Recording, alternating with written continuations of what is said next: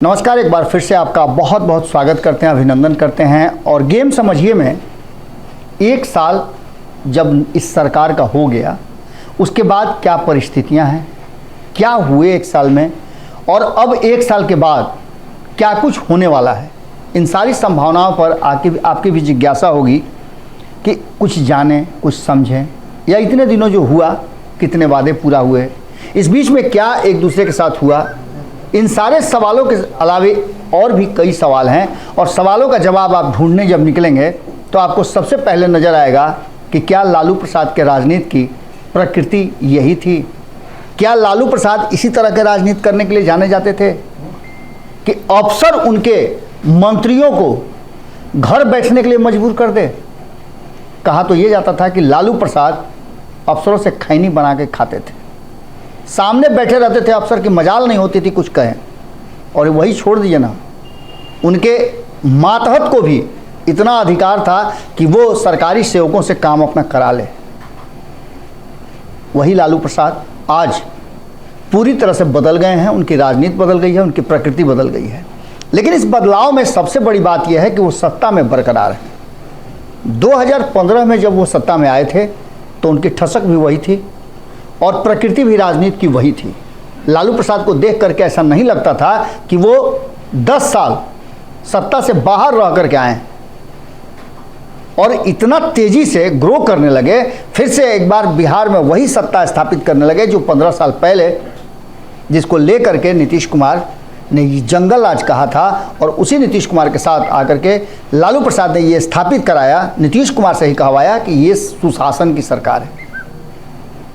उसके बाद जो हुआ आप सब जानते हैं। ये सरकार 2 साल भी नहीं चली, और अब जब लालू प्रसाद तेजस्वी यादव के कहने पर, उनके रिझाने पर एक बार फिर से नीतीश कुमार के साथ आए हैं, तो उन्हें इस बात का अंदाजा है और पता है। हम कई बार आपको बता चुके हैं कि पूरी तरह से राजनीतिक परिपक्वता के साथ तेजस्वी यादव नीतीश कुमार के साथ आए हैं। लाख विरोध हुआ हो या लोगों ने उन्हें कई तरह की बातें कही हो, नीतीश कुमार के बारे में भी कहा हो और नीतीश कुमार से समझौते के बारे में भी कहा हो, लेकिन तेजस्वी यादव को यह बात पता था कि अगर ये समझौता वो नहीं करते हैं तो भारतीय जनता पार्टी के दरवाजे अभी भी खुला हैं और नीतीश कुमार बिना हिचक वहाँ चले जाएंगे। तेजस्वी यादव ने देख लिया था कि भारतीय जनता पार्टी पिछले 17-18 सालों से नीतीश कुमार के साथ कैसे सत्ता में चिपकी हुई है। नीतीश कुमार के हर उस वार का, हर तीर का सामना करती रही और चुपचाप अपने घाव खुद से भरती रही। यही कारण था, जब दो लोगों के बीच में संबंध होता है तो संबंधों में आप अक्सर देखे होंगे कि एक को बर्दाश्त करना पड़ता है अगर दूसरा बोल रहा हो, और दूसरा जब बोलना शुरू करे तो दूसरे को बर्दाश्त करना पड़ता है। यानी कि इस संबंधों को अगर बरकरार रखना है तो आपको सहना भी पड़ेगा और बोलना भी पड़ेगा। लेकिन यहाँ परिस्थितियाँ बिल्कुल अलग हैं। पिछले 1 साल से बोलने वालों की श्रेणी में सिर्फ और सिर्फ नीतीश कुमार हैं, और सुनने वाले की श्रेणी में तेजस्वी यादव और उनकी पूरी पार्टी खड़ी है। एक राष्ट्रीय जनता दल के बड़े नेता हैं, उनसे बातचीत के दौरान ऑफ द रिकॉर्ड उन्होंने बहुत सारी बातें कही, लेकिन उन बातों में एक बात सबसे महत्वपूर्ण थी, वो ये थी कि जो लोग नीतीश कुमार के साथ मंत्रिमंडल में शामिल हैं या जिन लोगों को अब आयोग में शामिल किया गया है, उनके अलावा उस सरकार का हिस्सा कोई नहीं है। सिर्फ वही लोग किसी तरह से सरवाइव कर रहे हैं, और ये सर्वाइवल क्यों जरूरी है आप भी अच्छी तरह से जानते हैं। आने वाला 2024 का चुनाव है, आंकड़ों की गणित है, उस गणित में फायदे और घाटे देखे जा रहे हैं। नीतीश कुमार को ऐसा लग रहा है कि ये 32% वोट तो मेरा पक्का है, उसमें मेरा 16% मिल जाएगा तो मेरा काम खत्म, बिहार क्या हम दिल्ली तक लड़ाई लड़ सकते हैं। वहीं तेजस्वी यादव को भी ये बात पता है कि नीतीश कुमार के आने से उनके 32% वोटों में बड़ी इजाफा होगा। लेकिन यहाँ चीज़ें बहुत अलग अलग बदली हैं। आपने देखा कि ओबीसी 2 टुकड़ों में बट गया है, एक यादव और दूसरा गैर यादव। अब लड़ाई इसकी हो रही है। आपने देखा होगा कि 2 दिन पहले जब भारतीय जनता पार्टी ने अपना बिहार में लिस्ट जारी किया अपने पदाधिकारियों का, तो उस लिस्ट में संतुलन कैसा बना हुआ था। सिर्फ एक यादव 38 में से थे, हमने पूरा विस्तार से आपको बताया था, हम उसकी चर्चा नहीं करेंगे। लेकिन वो कहीं ना कहीं लालू प्रसाद के लिए एक सबक था, बड़ा सबक था। लालू प्रसाद के लिए एक अच्छी बात भी थी कि भारतीय जनता पार्टी ने उन सारे संभावनाओं को खत्म कर दिया था जिससे नीतीश कुमार एक बार फिर से वापस हो जाए। एकदम बिल्कुल नई टीम थी, पुराने लोगों को स्थान नहीं दिया गया था और नीतीश कुमार के साथ जो पिछले 16-17 सालों से सत्ता में सामने थे उन लोगों को बिल्कुल बाहर रखा गया था।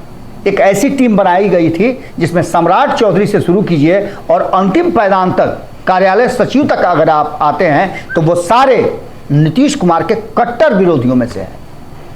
उन्होंने झेला है ये 17 साल 18 साल का नीतीश कुमार का शासन। लेकिन अब इन सब के बावजूद हम बात कर रहे थे कि जब ये बात जानते हुए राष्ट्रीय जनता दल तेजस्वी यादव कि नीतीश कुमार तेजस्वी को कभी कुर्सी नहीं देंगे, उसके बावजूद भी अपमान सह करके तेजस्वी यादव क्यों है उनके साथ, तो इसके पीछे का कारण वही है।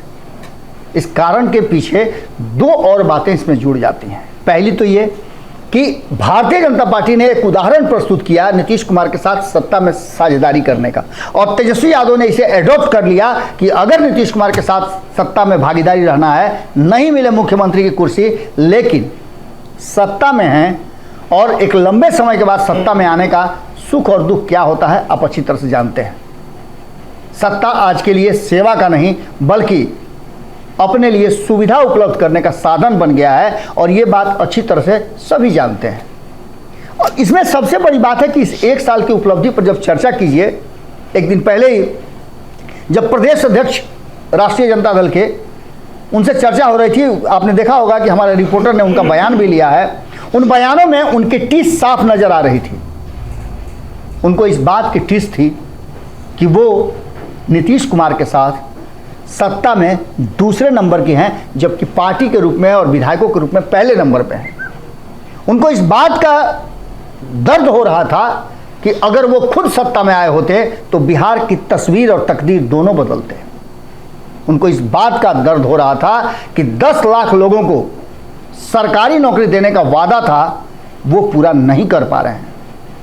नीतीश कुमार के 1 स्मारक, 2 स्मारक, 3 स्मारक, लगातार स्मारक बनते जा रहे हैं और मजबूरी में उनके साथ हाँ में हाँ मिलाने के सिवाय और कोई रास्ता नहीं है। ये बात जगदानंद सिंह के बयानों से आप देख लीजिएगा पीछे जाकर के। भारत लाइव ने उनसे जो बात पूछी है 1 साल बीतने पर, उन बातों के जवाब में सब कुछ स्पष्ट है। हम उसकी चर्चा नहीं कर रहे हैं, हम चर्चा कर रहे हैं कि नीतीश कुमार की उपलब्धि क्या रही है इस 1 साल में। तेजस्वी यादव के साथ आकर के नीतीश कुमार ने क्या किया है और तेजस्वी यादव ने क्या किया है।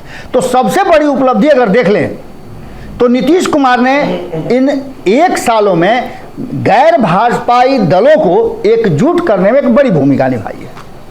एक गठबंधन इंडिया के नाम से बन गया, यह नीतीश कुमार की सबसे बड़ी उपलब्धि है। इसका श्रेय तो नीतीश कुमार को निश्चित रूप से जाना चाहिए। अब आगे इस गठबंधन का क्या होगा, क्या 77 वाली स्थिति होगी या उससे भी अलग स्थिति होगी या उससे भी बेहतर स्थिति होगी, ये सारी चीज़ें संभावनाएं आप चर्चा कर सकते हैं। लेकिन नीतीश कुमार की उपलब्धि में ये सबसे बड़ा 1 साल में जो है वो ये है कि उन्होंने इंडिया गठबंधन के नाम से एक गैर भाजपाई दलों का संगठन बना लिया। अब इस संगठन की अगली बैठक में क्या होगा ये भविष्य के गर्भ में है। लेकिन दूसरी उपलब्धि की अगर बात करने जाते हैं तो नीतीश कुमार ने एनडीए में रहते हुए जो रार छेड़ा था भारतीय जनता पार्टी के साथ, उसको जिद बना करके पूरा किया। और नीतीश कुमार की राजनीतिक प्रकृति को अगर आप देखें तो संपादक नमन मिश्रा जी साफ स्पष्ट कहते हैं कि नीतीश कुमार ने जो ठान लिया वो ठान लिया, गलत हो या सही हो। टनल बनाएंगे, पानी भर जाएगा फिर पानी निकलवाएंगे, लेकिन टनल तो बनाएंगे।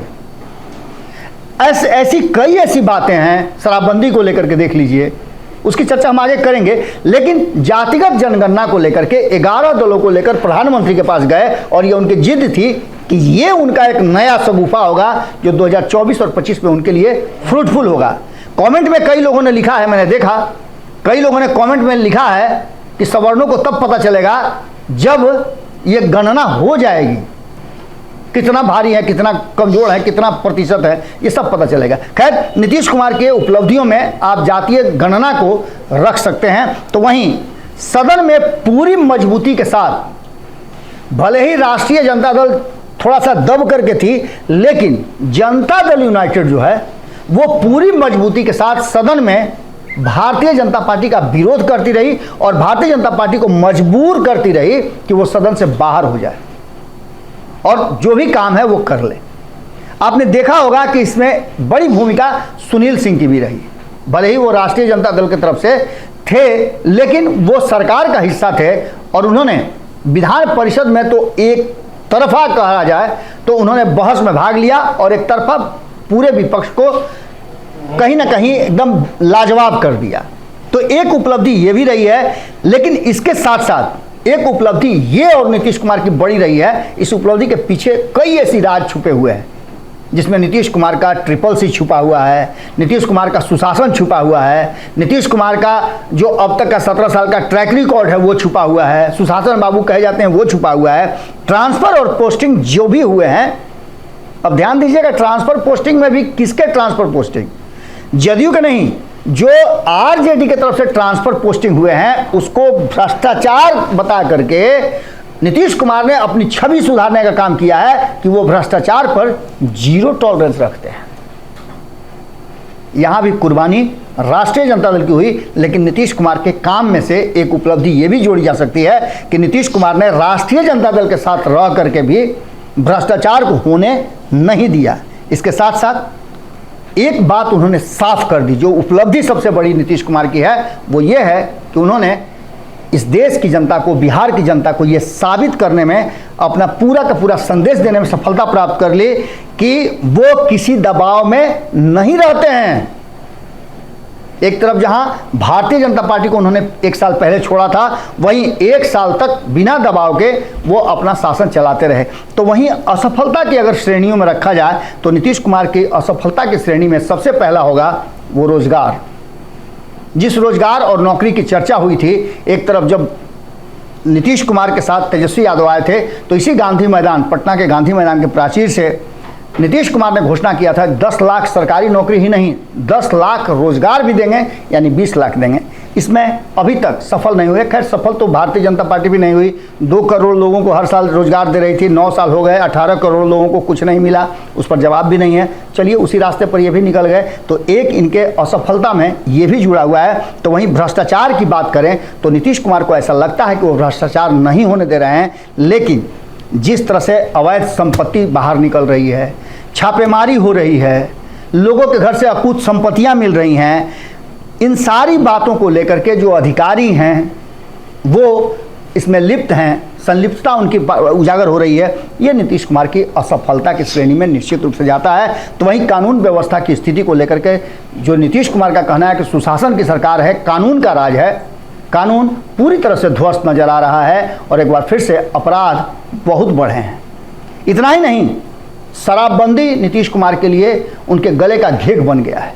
जहरीली शराब से मौत की बात कर लें या शराब के काले कारोबार की बात कर लें तो ये बड़ा नेक्सस चल रहा है, जिसमें नीतीश कुमार की बड़ी असफलता है। और शिक्षा के स्तर की बात करें तो इस पर बहुत सारी बातें हम कह सकते हैं, लेकिन छोटी सी एक बात समझ लीजिए कि शिक्षा का स्तर इतना गिर गया है कि लालू प्रसाद ने जिस शिक्षा स्तर को थोड़ा सा स्टैंड रखा था उसे भी कहीं ना कहीं समाप्त करना पड़ा है।